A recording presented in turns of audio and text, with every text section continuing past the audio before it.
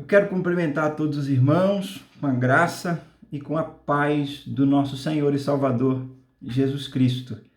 Eu estou feliz de estar aqui mais uma vez, podendo compartilhar com você uma porção das Escrituras. Nós estamos estudando a carta de Paulo aos Efésios e esse já é o nosso 7º encontro para expor a palavra de Deus.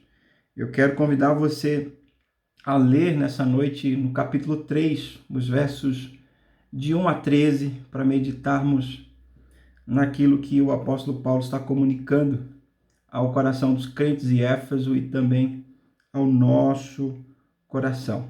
Vamos ler juntos Efésios, capítulo de número 3, versos de 1 a 13. Enquanto você procura, eu agradeço também ao nosso irmão Ronaldo e ao pastor Eli por esse espaço de reflexão e de ministração na palavra de Deus. Deus abençoe a vida desses irmãos.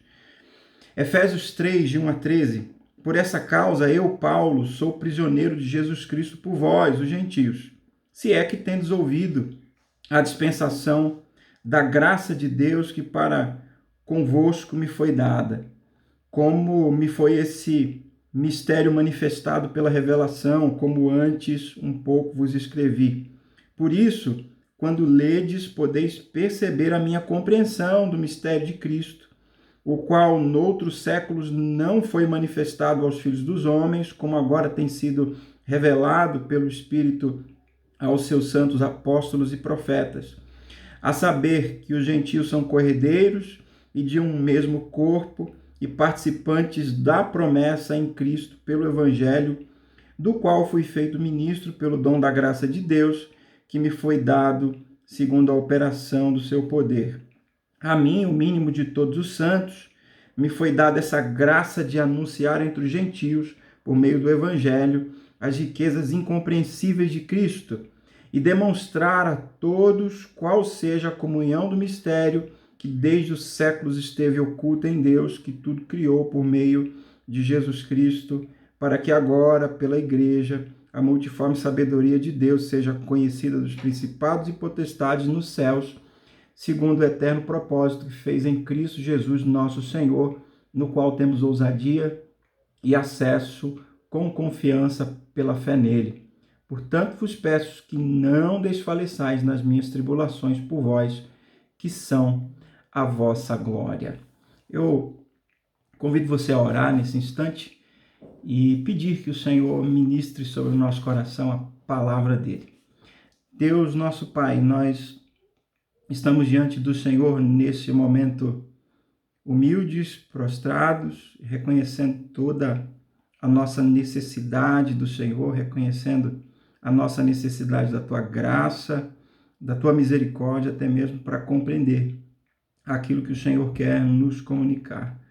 Traga cativo o nosso coração essa palavra e permita, Senhor, que possamos sair daqui edificados para a glória e louvor do teu nome. Permita que esse tempo de meditação seja de fato promotor de transformação na nossa vida, à medida que nos conforte, que nos console, à medida que nos fortaleça para a tua honra e para a tua glória. Seja conosco, em nome de Jesus. Amém e amém. Meu irmão e minha irmã, há muitas maneiras de lidarmos com sofrimentos na vida. E se você olhar na perspectiva bíblica, a história das muitas personagens que se apresentam nela, essas são histórias com os desfechos mais variados.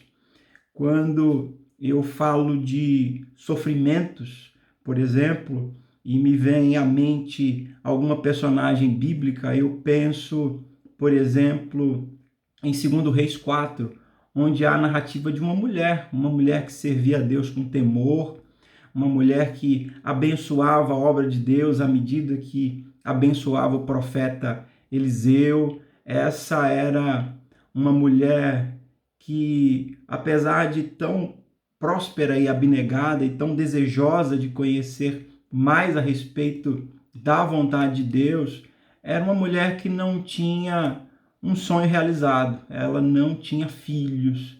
E para aquela época e cultura, não ter filhos era algo que representava um peso muito grande.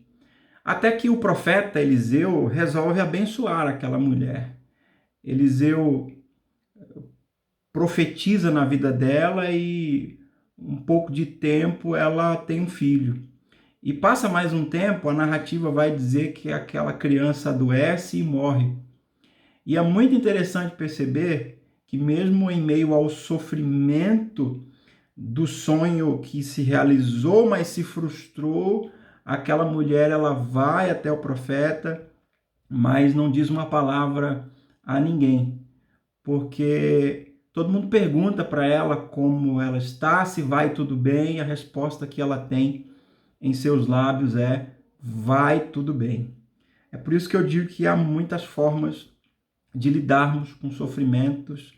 E quando eu olho para a história dessa mulher, eu percebo a história de alguém que aprendeu que não adianta dizer nada para quem nada pode fazer por nós. Ela vai até o profeta, ela vai até aquele que havia proporcionado que o sonho se realizasse, depois que o sonho se frustra, na esperança de que aquele homem tenha algo que dizer ou algo que fazer em relação a Deus que possa de alguma forma talvez mudar aquela história. A história termina, é claro, com um final feliz, aquela criança ressuscita por intermédio do ministério do profeta Eliseu. Mas essa é a história de uma mulher que sofre. Quando eu penso em sofrimento à luz da Bíblia, eu penso, e talvez você também, em Jó. Jó é alguém que, num primeiro momento de sua narrativa, é apresentado como próspero, como alguém dono de uma vida íntegra, ao ponto do próprio Deus dar testemunho a respeito desse Jó. Ele diz: Jó era um homem íntegro, reto, temente a Deus e que se desviava do mal. Mas esse Jó, ele vai experimentar sofrimento como poucos nas páginas das Escrituras, como poucas personagens experimentaram na revelação bíblica. Em um único momento, Jó perde todas as suas riquezas, Jó perde a sua família e mais adiante ele vai perder inclusive a sua saúde, mas ele não perde jamais a esperança de que há um Deus que percebe o seu sofrimento, que vê o seu sofrimento e é por isso que ele diz: eu sei que o meu Redentor vive, eu sei que o meu Redentor vive, por fim se levantará e ele há de revestir esses meus ossos com a minha carne, com os meus olhos verei a Deus. Essa é uma declaração de fé de Jó tremenda, em um momento de muito sofrimento, de muita angústia. O Jó poderia amaldiçoar a Deus, como sugeriu a sua esposa, mas não, ele conserva a sua integridade, ele adora a Deus e ele crê que Deus é poderoso para mudar a sua história. Há histórias e relatos de sofrimentos dos mais diversos na Escritura e eu não precisaria ir muito mais adiante citando exemplos bíblicos, porque o sofrimento, com toda certeza, já bateu a porta do seu coração, do meu coração. O sofrimento é algo comum a todos nós nessa vida, ao ponto do Senhor Jesus ter dito: no mundo nós teríamos aflições, sofrimentos tão intensos que trariam sobre nós aflições. Mas, nas palavras do Cristo, nós deveríamos ter bom ânimo e continuar crendo e continuar confiando em Deus e em um final glorioso que Ele tem para cada um de nós, ou um final glorioso que Ele tem para as muitas tribulações que nós experimentamos nessa vida. Mas talvez você não tenha entendido ainda qual a relação que os sofrimentos têm com esse texto que eu acabei de ler para vocês na carta de Paulo aos Efésios. Então, se você leu com atenção o texto, Paulo ele coloca diante de nós duas coisas muito importantes, né? Ele começa e termina esse texto falando sobre as suas prisões e sobre as suas tribulações. Ou seja, Paulo começou esse texto e terminou esse texto falando sobre aquilo que, sem sombra de dúvida, lhe fazia sofrer.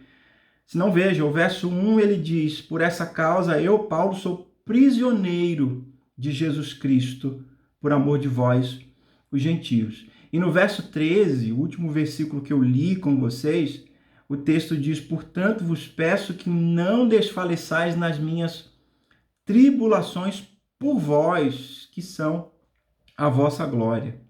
Então, quando ele fala de suas tribulações, nós não devemos supor que Paulo esteja aqui reclamando, murmurando ou querendo passar para as outras pessoas um sentimento de piedade que elas devem ter em relação a ele. E, afinal, ele as encoraja, ele diz: eu peço que vocês não desfaleçam nas minhas tribulações.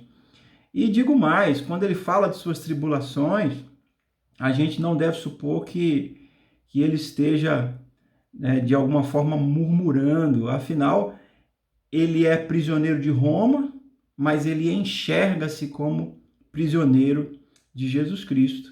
E com isso, ele está reconhecendo a soberania de Cristo sobre a vida, a soberania de Cristo sobre os seus sofrimentos. Então, meu irmão e minha irmã, há uma lição importantíssima aqui que nós já podemos compartilhar com você e de alguma forma fazer com que o seu coração experimente esperança. Deus vê, Ele sabe as nossas dores, as nossas lutas, Ele conhece os nossos sofrimentos. Paulo, ele reconhece a soberania de Cristo e aqui é como se ele estivesse dizendo: eu estou preso, de fato, mas por permissão de Cristo. E se Cristo não me quiser preso, é fato que eu estarei livre, porque Ele é o soberano sobre todas as coisas. Ele ainda coloca que é prisioneiro de Cristo por amor dos gentios. O fator que faz com que para ele vale a pena enfrentar seu sofrimento é o amor que ele tem pelos gentios. Ele está declarando aqui o seu amor pelos gentios e que suas tribulações são a glória dos gentios. Com isso, irmãos e irmãs, ele estava reconhecendo que vale a pena sofrer o que ele está sofrendo, passar pelo que ele está passando, tendo em vista que os seus sofrimentos redundam em glória, em privilégio, em bênçãos para os gentios. Ele começa e ele termina falando das suas tribulações. Mas uma segunda coisa que você deve ter percebido aí nesse texto é que entre essas duas menções que Paulo faz às suas tribulações e ao fato dele estar preso, ele vai falar de um mistério. Ele vai falar de um mistério que foi revelado. Isso está aí nos versos 2 a 5. E ele vai falar também do fato de que ele foi comissionado, de que ele foi chamado, de que ele foi escolhido por Deus para comunicar esse mistério, para fazer conhecido esse mistério ao mundo. Então, em síntese, Paulo está explicando as suas tribulações em termos teológicos, com o propósito de encorajar os seus leitores a que permaneçam firmes, a não desfalecer, a não desanimar em razão das tribulações que ele, Paulo, está passando. Paulo parece temer que os crentes em Éfeso percam a fé diante dos sofrimentos que ele mesmo está passando, sendo que ele é o apóstolo Paulo, ele é o principal embaixador, comunicador dessa fé. Paulo tem esse receio e é por isso que ele está encorajando os leitores, é por isso que ele está falando da sua convicção no fato de que ele recebeu a revelação do mistério de Cristo e ele foi comissionado para fazer esse mistério conhecido diante dos homens. A grande lição, portanto, que Paulo está nos ensinando através de sua vida, através do seu ministério, é que a gente deve enxergar os nossos sofrimentos, irmãos e irmãs, com os óculos do conhecimento de Deus e da sua obra. A gente nunca deve olhar com os olhos humanos, com os olhos naturais, com os olhos que se impactam pelas circunstâncias. Eu preciso ver, perceber o meu sofrimento com as lentes do conhecimento de Deus e de como Deus age e se revela no mundo. As perguntas que a gente precisa responder, portanto, à luz desse texto e que procuraremos responder durante a nossa reflexão são: como Paulo enxergava os seus sofrimentos e como ele se motivava a continuar sua missão mesmo em meio a prisões e tribulações. Então eu convido você a acompanhar a exposição desse texto e após essa exposição eu pretendo elencar aqui algumas lições práticas para a minha vida e para a sua vida, sobretudo quando nós estivermos passando por momentos de lutas, de sofrimentos em nossa vida. Então perceba, Paulo começa aqui, em primeiro lugar, falando de um mistério que estava oculto, mas que agora, recentemente, ele foi revelado. No verso 1 ele diz: por essa razão eu, Paulo, prisioneiro de Jesus Cristo, por amor de vós, os gentios. Por essa razão é uma referência ao que ele disse no final do capítulo 2, que Deus uniu judeus e gentios em um único corpo, a saber, a igreja. E conforme Atos dos Apóstolos, capítulos 21 e 22, Paulo está preso, Paulo está experimentando essas prisões, essas tribulações, porque ele foi acusado de introduzir um gentio no templo dos judeus. Ali está dito que ele vai apresentar a sua defesa. Paulo conta o testemunho da sua conversão no caminho de Damasco e como ele foi transformado de perseguidor em propagador do evangelho. E Paulo afirma no verso 21 do capítulo 22 que Jesus, a quem os judeus sabiam que haviam se apresentado como Messias, apresentou-se a ele no caminho de Damasco e disse-lhe: vai, porque eu te enviarei para longe, para os gentios. Mas no verso 22, o capítulo 22 desse mesmo livro, Lucas registra qual que é a reação dos judeus ao ouvirem isso.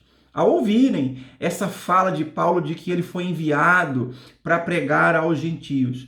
Veja como Lucas é sutil. Eu estou lendo Atos 22, verso 22.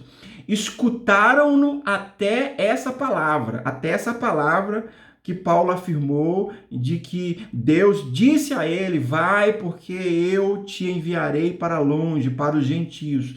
Deus falou com Paulo através de Cristo, através de Jesus Cristo, ou na pessoa de Jesus Cristo.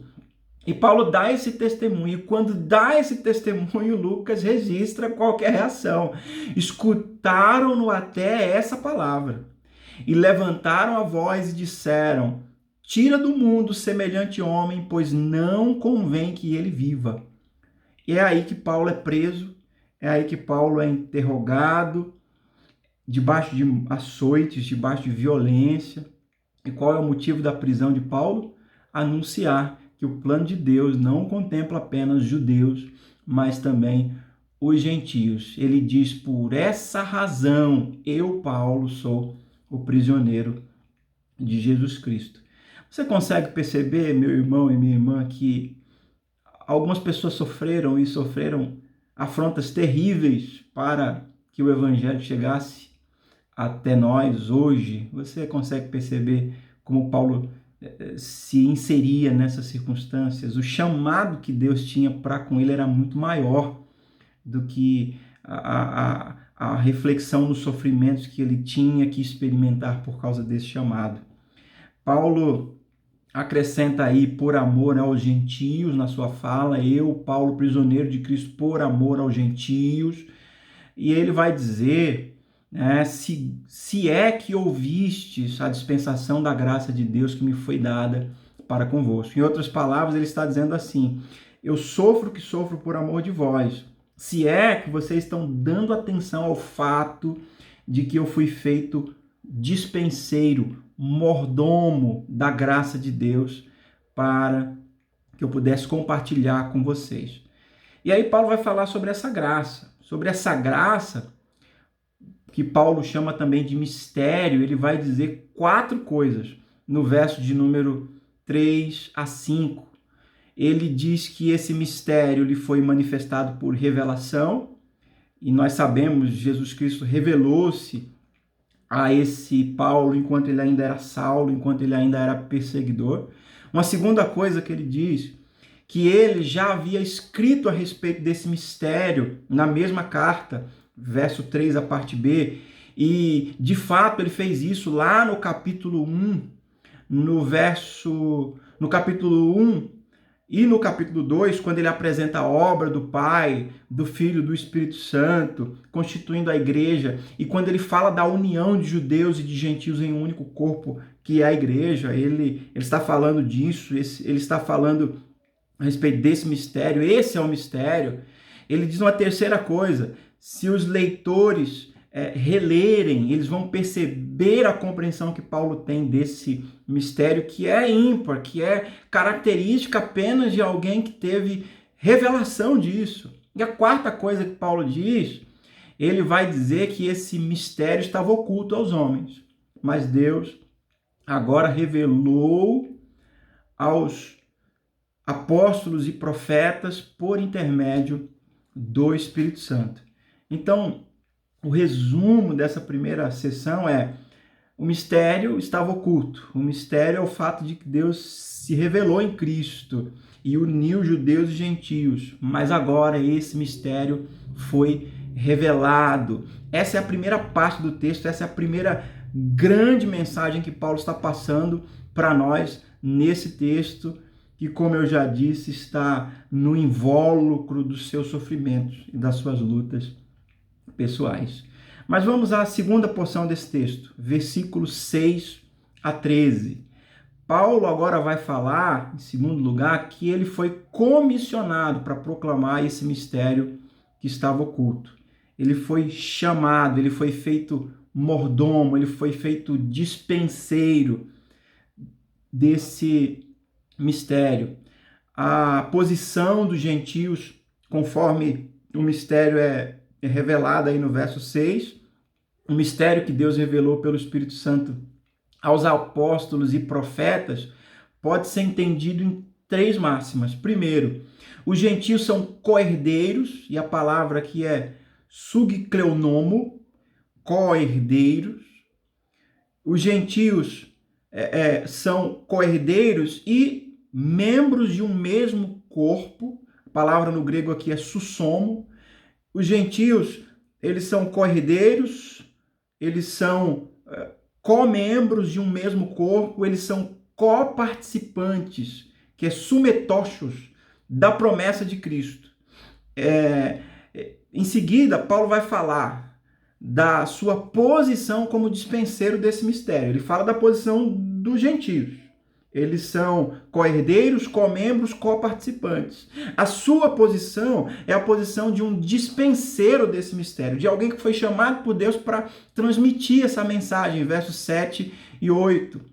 Paulo, ele se vê como ministro, como mordomo, como um dispenseiro, constituído conforme o dom da graça de Deus. Paulo não se coloca aqui como mais especial do que os outros homens, pelo fato de que ele é o dispenseiro desse mistério. Ele diz: eu fui constituído conforme o dom da graça de Deus. Então, pela graça, Deus me deu o privilégio de comunicar essa mensagem.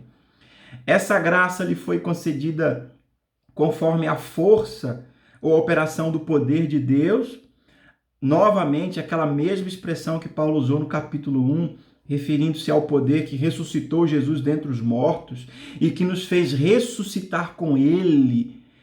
Paulo diz que esse mesmo poder atuou fazendo dele, Paulo, apóstolo, dele, Paulo, o dispenseiro do dom da graça de Deus. É interessante destacar também que Paulo se vê como menor de todos os santos, e isso está dito aí no verso de número 8. Essa expressão equivale a menor do que o mínimo e menor do que o mais baixo. Paulo se vê dessa forma. E lembre-se que ele, em outras porções da Escritura, como por exemplo na carta aos Coríntios, em 1 Coríntios 15:9, por exemplo, ele diz que ele é o menor dos apóstolos. E lá em 1 Timóteo 1,15, ele referiu-se a si mesmo como sendo o maior de todos os pecadores. Aqui na carta aos Efésios, ele refere-se a si mesmo como o menor de todos os santos. Então, ele é o menor dos apóstolos, o menor de todos os santos, ele é o maior dos pecadores, mas é também o alvo da graça de Deus que o alcança e que faz dele dispenseiro desse mistério glorioso de salvação que está disponível a todo que crê. Aleluia. Ele se vê dessa forma, mas ele entende que ele recebeu o privilégio que só podem ser descritos como graça, a graça de pregar o evangelho das insondáveis riquezas de Cristo. E é interessante perceber ainda que no verso número 9, ele fala aí de manifestar, de produzir luz, de brilhar, de iluminar, de clarear, de tornar evidente a comunhão do mistério oculta no Deus Criador de todas as coisas. Esse é o nosso papel, esse é o nosso chamado de trazer luz, de iluminar, de clarear, de tornar evidente a comunhão no mistério oculto no Deus Criador de todas as coisas. Eu e você também somos dispenseiros desse mistério. Assim, Paulo se via em relação ao mistério, mas perceba que ele destaca ainda a posição da igreja como anunciadora do mistério, nos versos 10 a 12. Paulo recebeu a graça de pregar o evangelho e manifestar a comunhão com o seguinte propósito: primeiro, para que a igreja torne conhecida, e presta atenção, conhecida dos principados e potestades nas regiões celestiais, a multiforme ou de muitas cores sabedoria de Deus. A igreja é esse elemento poderoso de comunicação do mistério oculto outrora, mas que Deus o revelou, e ao revelar aos seus apóstolos e profetas, para usar a expressão de Paulo, esses, por sua vez, compartilharam e comunicaram com a igreja, para que ela se perceba como dispenseira também desses mistérios nas regiões celestiais. A igreja precisa tomar conhecimento disso, de que ela tem essa missão, ela precisa realizar essa tarefa com a mesma percepção de Paulo, de que é tudo graça de Deus. Mas uma outra coisa que Paulo deixa claro aqui como propósito, para que a igreja também cumpra o eterno propósito de Deus em Cristo. E outra coisa, para que a igreja entenda a sua posição em Cristo. E Paulo vai descrever essa posição da igreja em Cristo com 3 palavras. Ele vai falar que a igreja deve perceber-se em Cristo e agir com ousadia, tendo consciência do seu acesso e com confiança pela fé em Cristo Jesus. Isso é o finalzinho do nosso texto. Aí no verso de número 13, Paulo fecha com um encorajamento. Ele diz: e não desfaleçam nas minhas tribulações por vós, que são a glória de vocês. Esse é o nosso texto. É um Paulo que fala do seu sofrimento, mas que fala do mistério que foi revelado e que ele cumpriu fielmente a tarefa de revelar à igreja, que por sua vez também compartilha desse mistério que é Cristo, que é a salvação, que ele operou, que ele nos proporciona por seu sangue. Ele fala que a igreja também tem essa missão de compartilhar e deve olhar para os sofrimentos dele, não desfalecendo, porque são sofrimentos que Paulo está disposto a sofrer pela igreja, por vós, e para a glória de vocês, no caso aqui os crentes de Éfeso e nós que também ouvimos essa mensagem. Esse é o nosso texto, é o texto que fala de sofrimentos, mas que fala de mistério revelado, que fala de graça de Deus, que fala de papéis, de tarefas que agora nós executamos, porque esse mistério foi revelado e porque Paulo esteve disposto a sofrer o que sofreu. Mas eu queria concluir essa fala hoje à noite compartilhando com você algumas lições práticas para nós lidarmos com os nossos sofrimentos, com as nossas lutas do dia a dia. A primeira lição é que Paulo parece sugerir aqui que há coisas pelas quais vale a pena sofrer. Paulo diz: não sofra porque eu sofro. Eu estou sofrendo porque eu sei que fui chamado para compartilhar um mistério. Há coisas que valem a pena sofrer. Então, deixa eu dizer para você, há pessoas que sofrem, é verdade, sofrem por escolhas erradas e sofrem porque tornam-se vítimas de outras pessoas, mas nenhum desses sofrimentos vale a pena. O sofrimento que vale a pena são aqueles que são por uma causa maior. Nós muitas vezes experimentamos lutas em nosso dia a dia, em nossas interações sociais. Devemos sempre fazer essa pergunta: vale a pena sofrer por isso? E se o objeto desse sofrimento for maior do que eu e você, se tiver relação com o Cristo que deu a vida e que sofreu também por mim e por você, a minha resposta para você será: sofra e não tema sofrer aquilo que você tem que sofrer.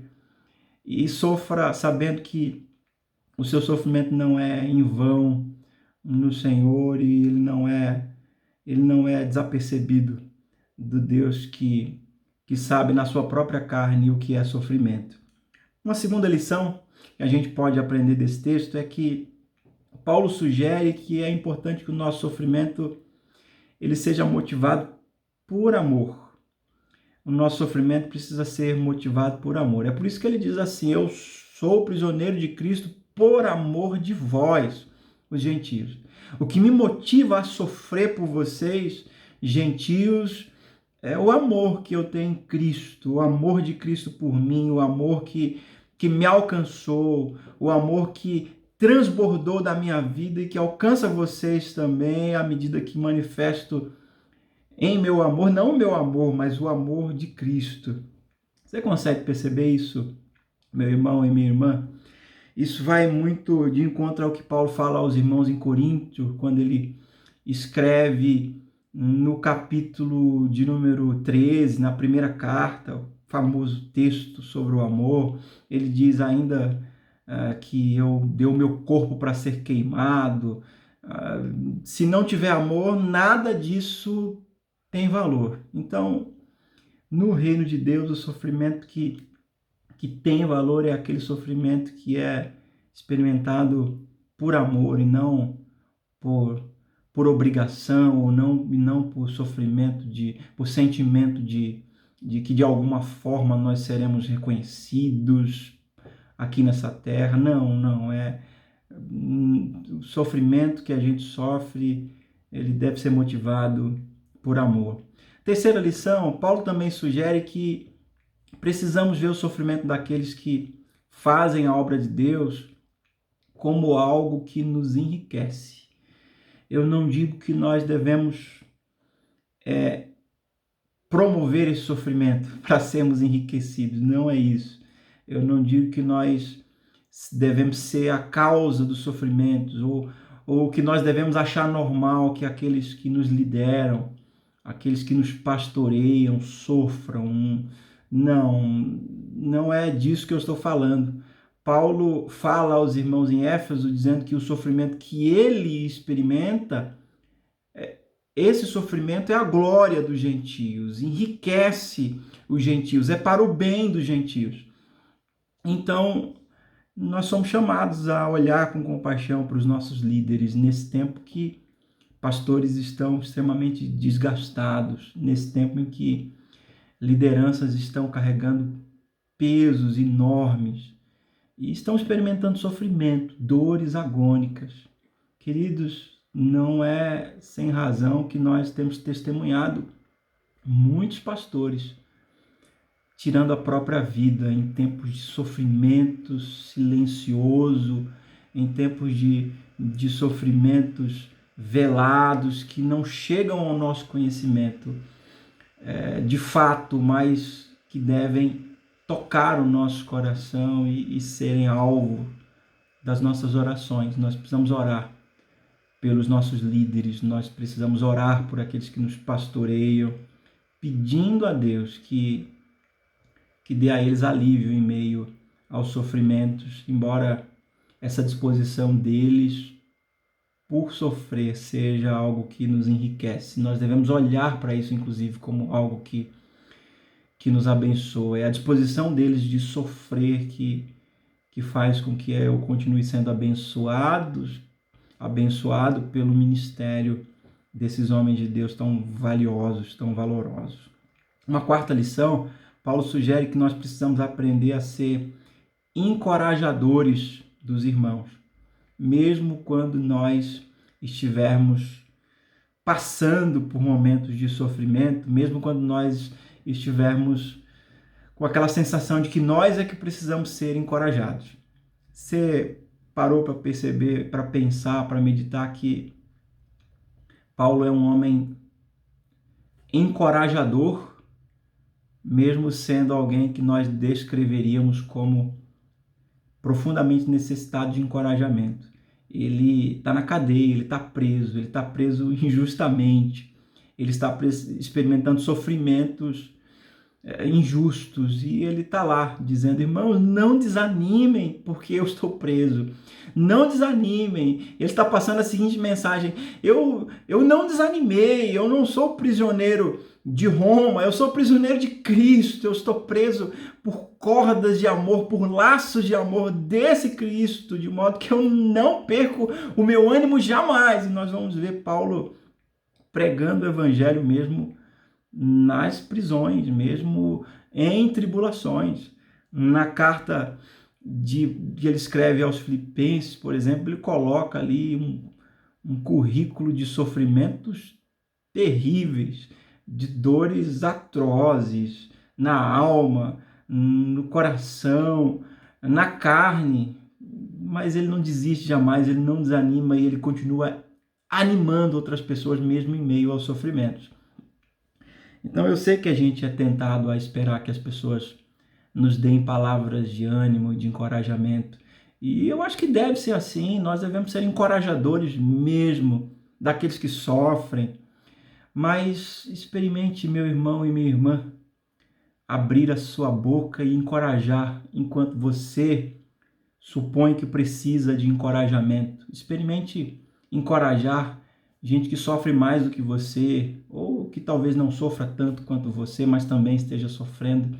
Experimente ser encorajador enquanto você precisa de encorajamento, e eu tenho certeza que você vai perceber o quanto a palavra de Deus é poderosa, que toca enquanto nós a compartilhamos com outras pessoas. Mas eu posso compartilhar com vocês ainda uma quinta lição. Paulo sugere que quando os sofrimentos batem à nossa porta, o poder de Deus nos aperfeiçoa em nossa fraqueza. É isso que ele sugere aí no texto, quando ele coloca diante de nós a sua experiência de ter sido chamado para ser dispenseiro dos mistérios de Deus. Uma outra lição, Paulo sugere que em meio aos sofrimentos é importante meditarmos em nossos privilégios, em contraste com os nossos sofrimentos. E quando eu falo de privilégios e sofrimentos, Paulo considera que o seu maior privilégio é poder ser consolado com a graça de Deus em meio às suas tribulações. É por isso que, noutra parte das Escrituras, ele diz assim, que ele experimenta o sofrimento, mas a graça lhe basta. Ele fala com Deus a respeito do seu sofrimento, mas há momentos que Deus diz assim: não, eu não tenho solução para isso, ou eu não vou resolver isso, porque a minha graça te basta. Ou seja, a graça de Deus é poderosa para, em meio aos sofrimentos, nos fazer olhar adiante e continuar caminhando e continuar avançando com uma força sobrenatural que não vem de nós mesmos, tanto que as pessoas nos olham, nos observam e elas começam a perceber que aquela força não é comum, que aquela força não é natural, é de Deus, é a graça de Deus manifestando-se na sua vida em meio ao seu sofrimento. Sétima lição, Paulo sugere a necessidade de humildade diante dos sofrimentos. Ele se coloca aqui como o menor de todos os santos. Ele está preso, ele é o apóstolo Paulo, ele é alguém que fez uma contribuição esplendorosa ao reino de Deus, à Bíblia, ao cânon da Escritura Sagrada. Ele escreveu mais de um terço, ou 2 terços talvez, do Novo Testamento, e ele se vê como o menor de todos os santos. Ele se vê como alguém que é digno tão somente da graça de Deus, se é que a gente pode usar esse termo para referir-se a algo que nos é dado de forma imerecida. Então, há um espaço para refletirmos em humildade quando nós estivermos sofrendo. Há um espaço para nos colocarmos como alguém que se percebe em meio ao sofrimento, como alvo da graça de Deus que nos conforta, que nos consola, mesmo nós sendo tão pequenos, né? Ele, mais uma vez, se coloca aqui como o menor de todos os santos. Uma 8ª lição, Paulo sugere ainda a necessidade do exercício da fé diante dos sofrimentos. Ele fala de ousadia, de acesso e de confiança. Isso é o exercício da fé. Pela fé temos ousadia, pela fé temos acesso, pela fé podemos confiar em Deus em meio às nossas tribulações. Então, exercite a sua fé, meu irmão. O fato de você estar sofrendo e o sofrimento talvez estar perdurando mais do que você gostaria não é sinal de que você não tem fé. O fato de você estar experimentando sofrimento e talvez esse sofrimento esteja durando mais do que você gostaria é tão somente o fato de que ainda não chegou a hora de Deus honrar a sua fé, mas Ele honrará em nome de Jesus. Creia no Senhor, não desanime, não desista, não jogue a toalha, não perca o ânimo, porque o nosso Deus está no controle de todas as coisas. Por isso que mesmo em meio à tribulação, nós podemos ter ousadia, nós podemos ter a certeza de que temos acesso e nós podemos ter plena confiança em Deus. 9ª lição, Paulo sugere que nós devemos compreender a relação do sofrimento com a glória. Num dos hinos que nós cantamos nos nossos cultos, está dito que quem no coração for mais ferido, mais daquela glória há de ter. E Paulo diz isso de maneira muito clara em uma de suas epístolas, que as tribulações do presente século não são proporcionais e não podem ser comparadas com a glória que em nós há de ser revelada. Então, meu irmão, quanto mais sofrimentos você passar aqui e a vida te proporcionar momentos difíceis, saiba que há consolo de Deus e a glória de Deus, aleluia, por ser derramado na sua vida. Quando o Senhor decidir honrar a sua fé, quando o Senhor honrar a fé da sua igreja, quando o Senhor enxugar dos nossos olhos toda lágrima. E é bem verdade que essa é uma promessa escatológica, mas Ele também pode fazer isso aqui, nesse tempo, nessa vida. A última lição que eu quero compartilhar com você, em 10º lugar, Paulo sugere que olhemos para os nossos sofrimentos pelas lentes do conhecimento do nosso Deus. Eu repito isso que já afirmei para vocês nessa reflexão. Olhe para o seu sofrimento através das lentes do conhecimento de Deus. Reconheça Deus, mesmo que você tenha a sensação de que Ele está ausente, mesmo que você tenha o sentimento de que talvez Ele não esteja escutando a sua oração.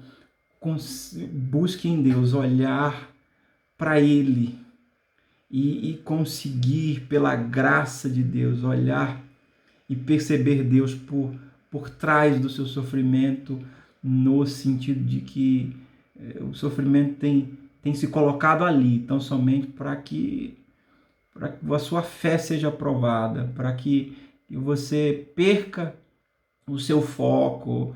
O Senhor muitas vezes permite que a nossa fé seja aprovada, mas eu vou continuar enxergando o Senhor, mesmo que as nuvens estejam de alguma forma obscurecendo a luz dele. Eu vou continuar olhando para Deus e crendo que Ele está no controle de todas as coisas. Eu percebo Deus em todas as coisas. É assim que eu quero me conduzir na minha vida. Então, que Deus nos ajude, que Deus ajude você a continuar firme. Se você está experimentando lutas, sofrimentos, eu oro por você nesse momento.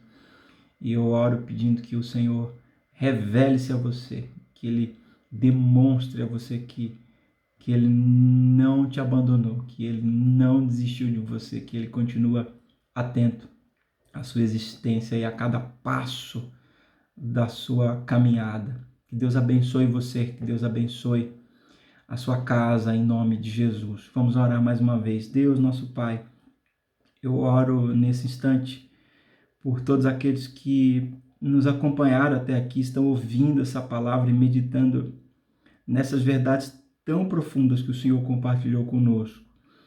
Nós te pedimos, Senhor, em nome de Jesus, seja sobre aqueles que sofrem. Nós vivemos um tempo tão complicado em nossa nação e no mundo, há tanta gente enlutada, há tanta gente sofrendo, Senhor, sofrendo dores que são de conhecimento de pouquíssimas pessoas no mundo.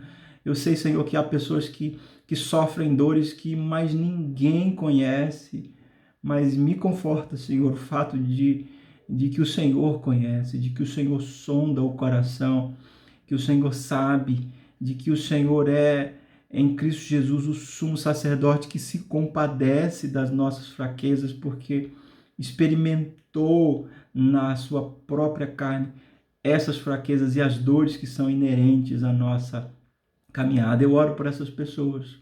Senhor, não há muito o que dizer a não ser que o teu Espírito conforte, que o teu Espírito console, que o teu Espírito nos dê a graça de percebê-lo, Senhor, mesmo em meio aos nossos sofrimentos e jamais perdê-lo de vista. Eu oro por todos esses, eu oro por tua igreja, eu oro pelo mundo que chora os seus mortos por Covid-19 nesse tempo tão difícil. Eu peço que o Senhor os abençoe, os conforte, que o Senhor se revele a nós e a cada um deles, em nome de Jesus.